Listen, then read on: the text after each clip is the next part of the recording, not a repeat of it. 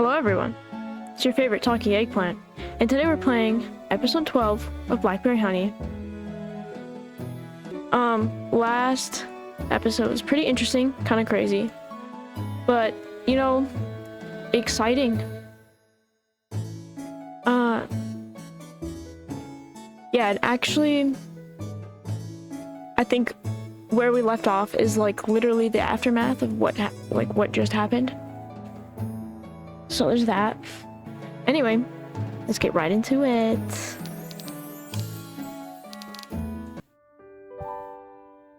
That evening found Lorena in Tawa's room, sitting by her side on her bed.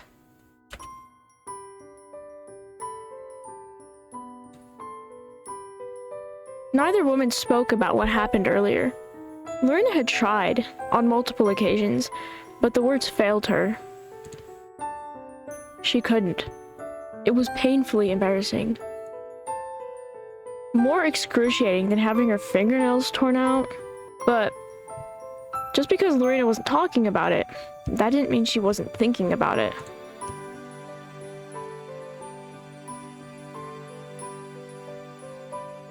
Tawa's lips trailing kisses against her bare skin. Tawa's tongue inside her mouth. Tawa's fingers against her breasts.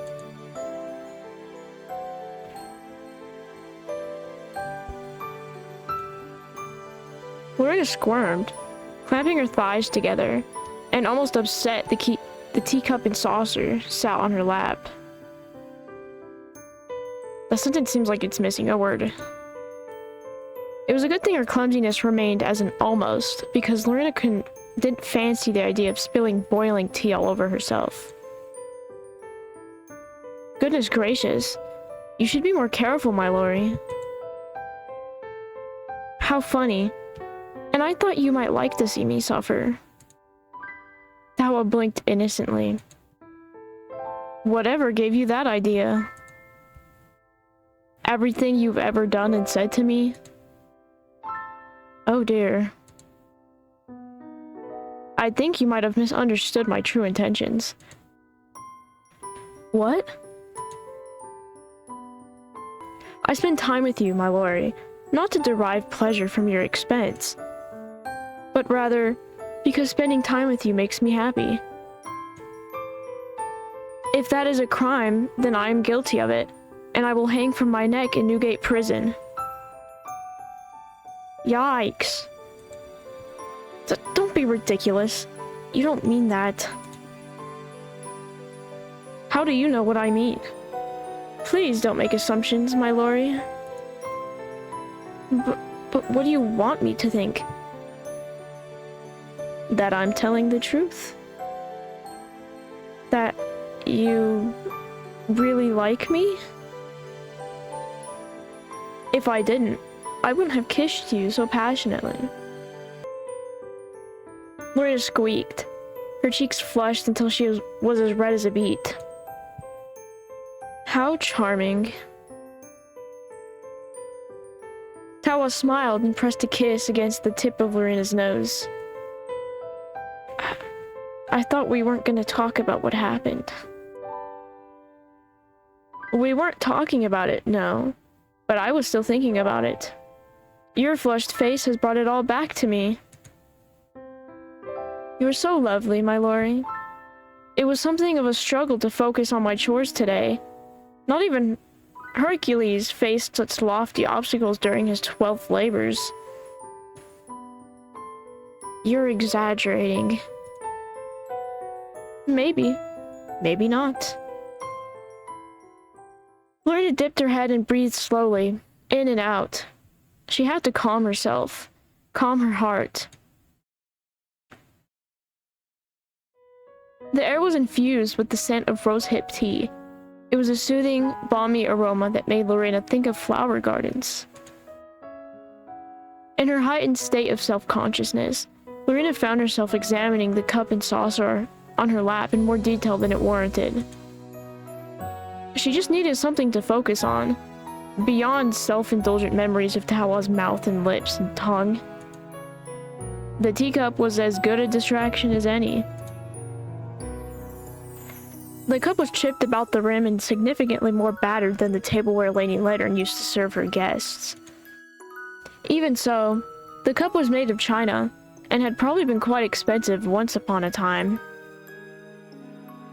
The light blue design, with twigs and leaves snaking about the circumference, attested as much. It had been crafted by the fingers of an artisan, though they must have been long dead by now. Taohua? Yes, my lord? Do these cups belong to you? They do now. But they didn't before? No. These cups must be a good decade or older than I. Lorena looked at Taohua curiously. Just how old are you? Not quite as old as the Earth, but older than a newborn babe. Lorena rolled her eyes. You are impossible. Thank you. I'll take that as a compliment. It wasn't. But I will take it as one all the same. Lorena huffed and turned her head away. Why was Taohua so infuriating? I mean, she's just playing around. And she still hadn't answered her question.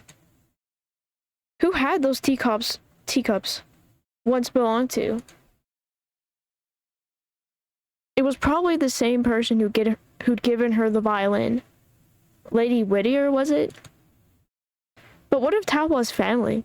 Her parents, brothers or sisters, uncles or aunts or cousins or nieces or nephews? Lorena didn't know. There was a lot about Taohua she didn't know.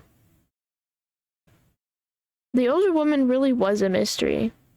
I mean, what does she know of you at this point? Does she know anything about your family? And like your sisters and your mom and everything?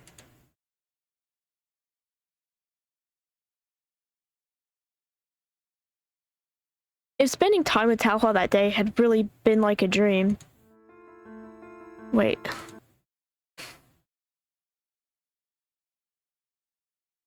Yeah, if spending time with Taohua that day had been like a dream. And where on earth have you been, Lorena? Then returning to the servants' quarters that night was a nightmare. Pauline had been waiting for Lorena's return, standing sentinel by the doorway.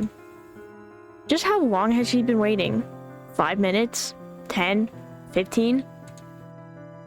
Pauline's back was suspiciously rigid, and her teeth were clenched together like she was in the latter stage of rigor mortis.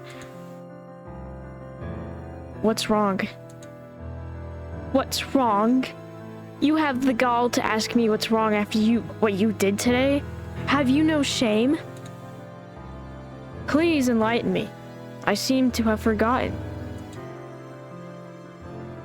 Oh, so you forgot, did you? You forgot that you were supposed to help me beat the carpets in the West Wing hallway? Well... Lorena looked down at her shoes. She really had forgotten. It had been hard to think of anything else while lying in that tin tub, Taohua's fingers caressing her. But thinking about that was embarrassing. Lorena blushed. I see you're ashamed of your conduct at least, but it just isn't good enough. We maids are supposed to work as a team. So when she does it to you, you're all huffy and grumpy, but you do the same thing to her and she's just supposed to be fine with it. It's Mr. Lester says. It's as Mr. Lester says. Bly is like a swan. It appears graceful on the surface, but underneath... There are dozens of us working hard, trying to keep everything afloat. That's right. To put this in a way you might understand, we help one another. We don't rush off on our own when we feel like it. Except you do, Pauline. I know you're still a young girl, but we have to learn to stop being so selfish. The world doesn't revolve around you and your wants. Now. Or now? Pauline smiled, smug and self-satisfied. Are you going to apologize? Apologize? Was this some sort of joke? Lorena's chest rose and fell, constrained breath beneath the material of her maid's uniform. How dare you? How dare I? You are the one at fault here, Lorena. That's right. You really inconvenienced Pauline. It's childish to blame others when you've done wrong by them. Don't lash out. You should know better. Try growing up. Can't you see the error of your ways? Can y'all give her like a moment to speak? Not that a harlot like you could. There's always hope. I would like, at least, to give her a chance. The benevolent Saint Pauline, in all her godly goodliness, rounded on Lorena. Her eyes were hard. No more second chances. Admit you did something wrong. Say you're sorry. Are you being serious? Quite serious. Why would I joke about something like this? Your manners are no laughing matter. Just looking at you, one would think you were raised in a barn. Didn't your mother teach you better? You leave my mother out of this. That is right, Isobel. Talking about her mother is not nice. Lorena may have done you wrong, but... Lorena winced. She could feel a headache coming on. Oh, man. Shut up, Lottie. But why? I was trying to defend you. I know, and I appreciate it, but you're not helping. Maybe not, but I believe that you truly should have helped Pauline. You were supposed to. Miss Smith said... I know I was supposed to help Pauline, but she frequently forgets to help me. Why is it acceptable for her to shirk her duties, yet I get raked across the coals? It's unfair. And here I was trying to be nice. I wanted to give you a chance, but... Pauline drew closer to the younger maid. Her cool mask was slipping, melted by Lorena's anger. I don't think you deserve it after all. Not if you're so stubborn you can't admit to your own failings. Failures. That's rich coming from a woman like you. You selfish brat?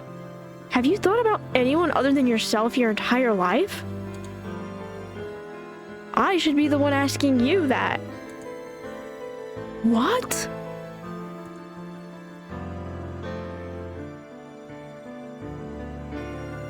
You didn't want me to help you earlier. You wanted me to do all the work like usual so you could gallivant off and do God knows what. Ain't that right? You just wanted to flirt with the valets or share gossip with Isobel. That's all you ever do. You never do any real work. You push it all on me. I'm sick of it. So you're saying this is my fault? That's right. You reap what you sow. So you were trying to punish me? You, Lorena Waugh? Yes. You've gotten away with far too much for far too long. Well, I won't let you take advantage of me anymore. I refuse. Pauline glared at Lorena. Lorena glared back. The two women were inches away from one another, neither backing down. The tension in the air was so thick you could have cut it with a knife. For a few moments, everything came to a halt. And then, all of a sudden... You shameless hussy! How dare you speak to your elders like that? There was a loud crack. Lorena's head was snapped roughly to one side. A sharp, stinging pain flared up in her right cheek. The younger maid gasped, her breathing ragged. She took an uneasy step or two backwards, pressing her fingers gingerly against her flushed skin. Pauline had slapped her. The older maid had really slapped her. I say that's grounds for termination. Lorena, are you all right? Lorena was lying beneath her covers, curled up like a weevil inside a biscuit. The sound of Ada's voice, however, drew her from her reverie. The young maid turned, thin sheets sliding off her body, and glanced at her friend. It was difficult to pick out Ada's individual features in the gloom, but Lorena could just about see the furrow of her eyebrows and the downward curve of her lips. She looked worried. I'm fine. You should go to sleep, Ada. I know I should sleep, but it's so windy outside and I was worried about you. Why are you worried about me? After what Pauline did, I'm sorry I didn't step in. I wanted to stand up for you, but I didn't know what to say. Ada's face crumpled. I never know what to say. I'm so useless. Oh, Ada. I don't think you're useless. I appreciate the thought. That's more than enough. But, you were right. Pauline always shoves work onto other people. She does it to me too. She used to do it more before you arrived, because I used to be the youngest. And now I have the honor of her undivided attention. I'm so happy. I'm sorry. I'm used to her pushing me around, so I was actually relieved when you started working here. Pauline's left me alone since then, but I feel so guilty. I shouldn't be happy that you're being mistreated in my place. I really am a bad person. Don't be silly.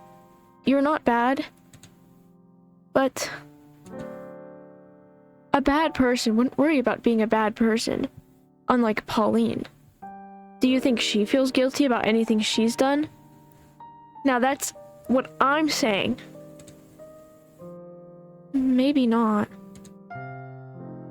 There, you see? You have nothing in common with Pauline. You're a good girl. She's pure evil. Evil? That's a bit harsh. She slapped me. She deserves it. Well, I suppose you're right. Thank you, Lori. I feel a lot better now. That's quite all right. Wait. Lorena paused. Her eyes narrowed. What do you mean, Lori?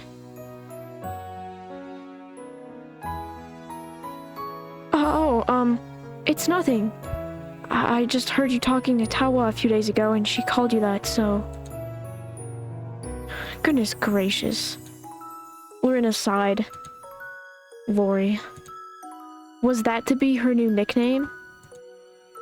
It wasn't as though she didn't like it, but...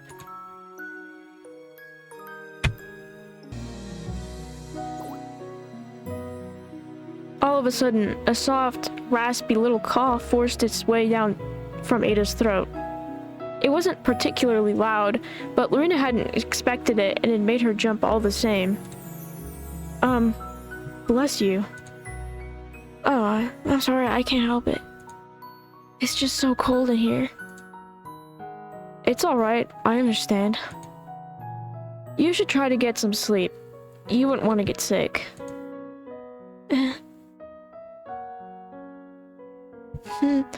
I was trying to comfort you, but you ended up comforting me. It's alright, I don't mind. I'm used to being the big sister. I'm a big sister too. But you have 3 brothers. I have 3 sisters. It's different. Oh, Lori. Sorry. I mean Lorena. It's fine. You can call me Lori. She might as well let her. The damage had already been done. The 5th of May, Thursday.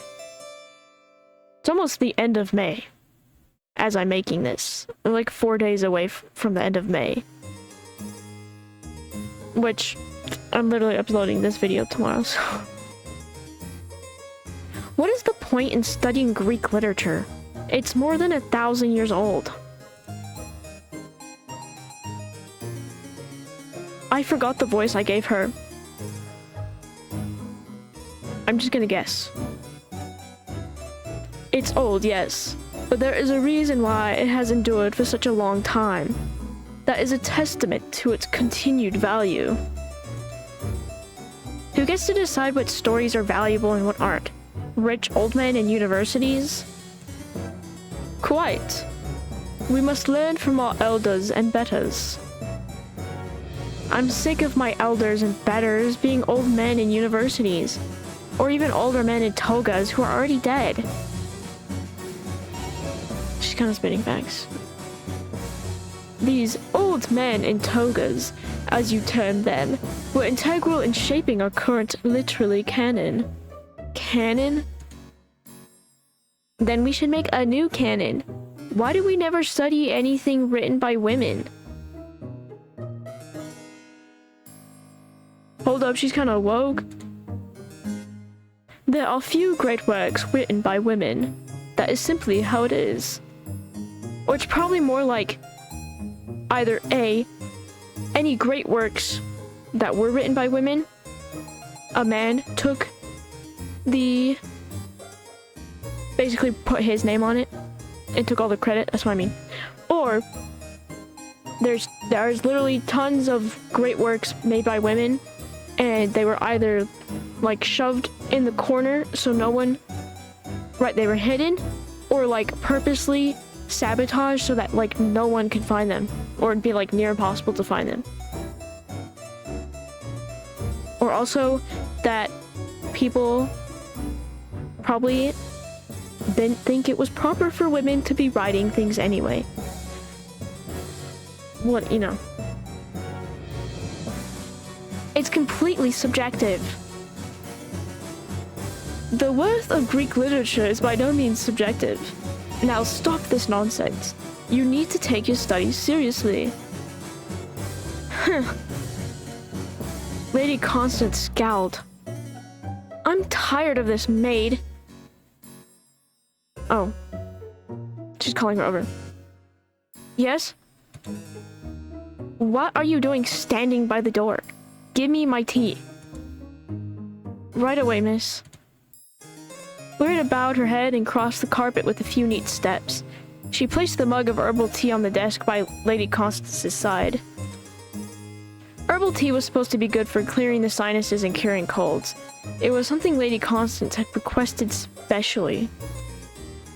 Apparently, during the sudden chill during the last few nights, she had been feeling somewhat lightheaded. In testament to that, her nose kept sniffling. She had to pause several times during her lessons that morning to dab at her nostrils with her handkerchief, which further added to her bad mood. Not that Lady Constance needed the fires of her foul temper stoking further. Not when she was supposed to be studying the Greek classics. I actually used to be really into, like, Greek mythology.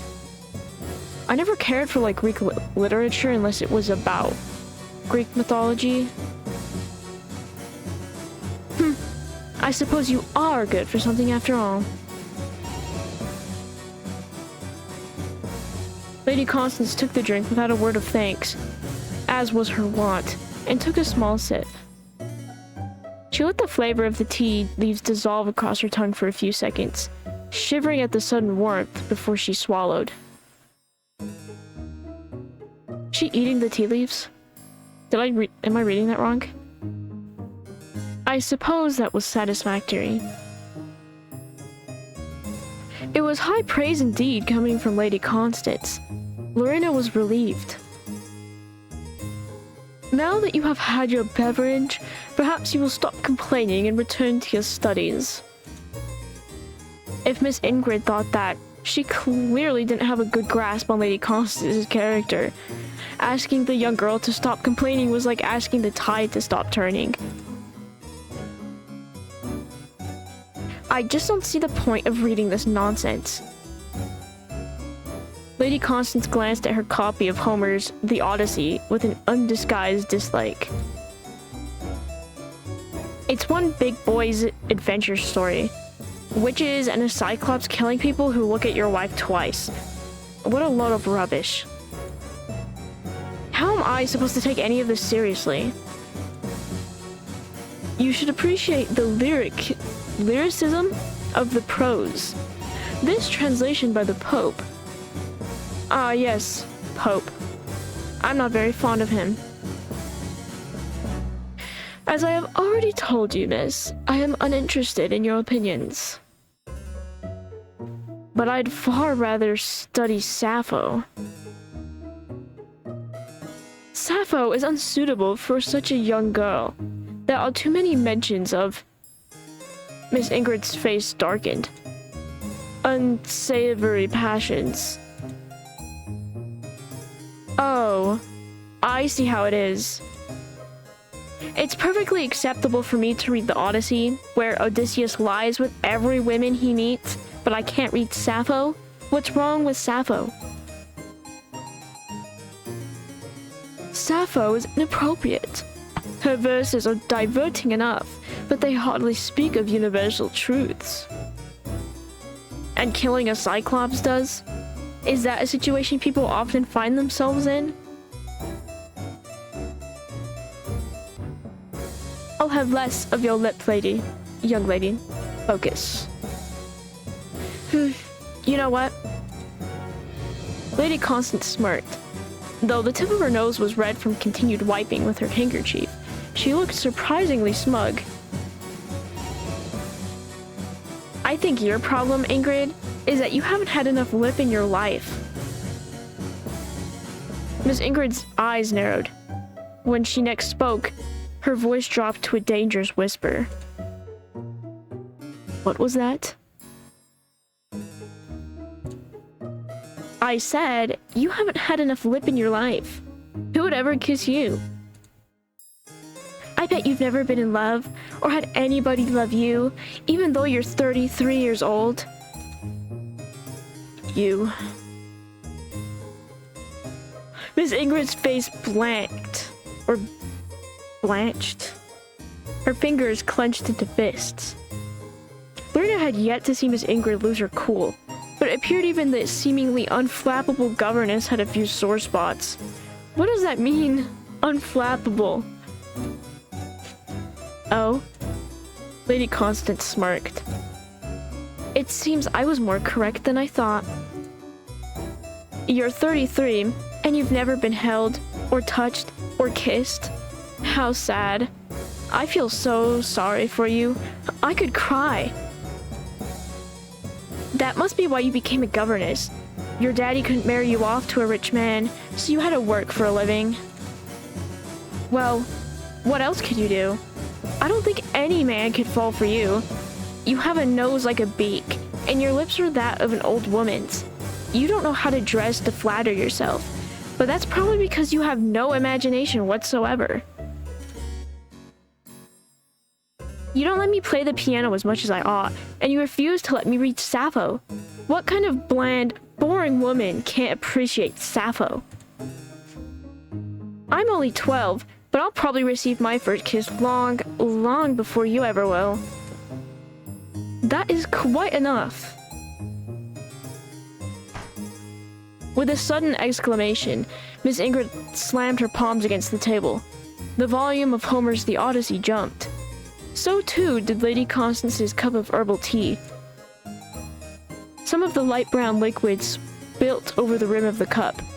A small stain of sweet-smelling tea began to form on the ground, the open pages of Homer's great epic. But Miss Ingrid, in an uncharacteristic peak of frenzy, didn't even realize. You are only a child. You have no right to talk to me like that. Lady Constance remained unmoved. She looked at Miss Ingrid, her eyes large and unblinking. zero thoughts in her head. It only hurts because it's true. Isn't that right? How could you? Very easily. My father owns land, and my great-great-grandfather was the Earl of Wessex. My family is a noble one with long history, dating back to the reign of Edward III. Oh my! How could such a noble family procure a miserable spinster like yourself? They really have declined over the years. Miss Ingrid's face darkened. I'm not getting paid nearly enough to deal with your antics. Then leave. Nothing's stopping you. I don't see why I should be inflicted with your company because no man will marry you. Miss Ingrid inhaled deeply. Her chest rose and fell. Then with a sudden exclamation.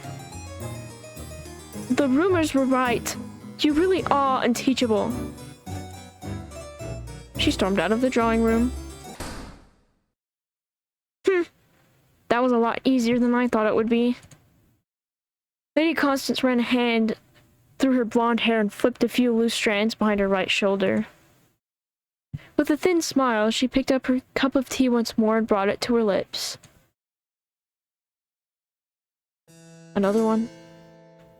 The 6th of May, Friday. Alright, and I'm actually gonna leave the episode right there. That went by a lot faster. Probably. Anyway, there's a lot of conflict in this episode. Stark contrast to the there was some conflict in the last episode, but a lot of it was just like the intimate moment. So yeah, pretty interesting flip-flop. Anyway, thank you so much for watching, especially if you made it this far, and I'll see you in the next one. Bye!